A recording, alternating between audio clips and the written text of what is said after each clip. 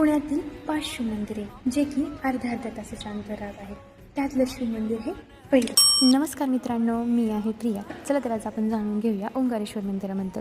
ओंकारेश्वर मंदिर हे पेशवेकालीन इतिहासाचा आणि मराठी वास्तुकलेचा एक अनमोल वारसा आहे.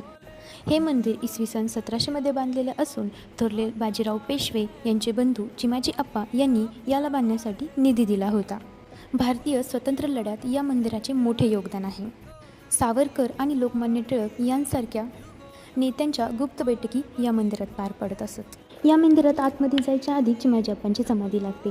या समाधीबरोबरच विष्णू मंदिर, तुळजाभवानी मातेचं मंदिर, मारुती मंदिर, शनी मंदिर, गणेश मंदिर आणि दत्तगुरूंचं मंदिर असे बरेच मंदिर आपल्याला दिसून येतात. मंदिराच्या आतमध्ये गेलं की त्या आवारात दिसून येतो हा नंदी मंडप.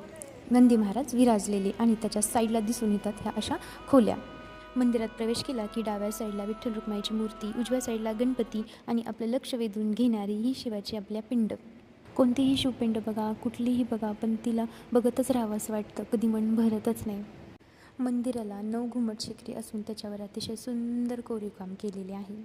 हे मंदिर इतिहास, भक्ती आणि कलाकृतीचा संगम आहे. पुण्यात आलं की दगडूशेठ गणपती, शनिवारवाडा आणि ह्या मंदिरालाही तुम्ही भेट देऊ शकता.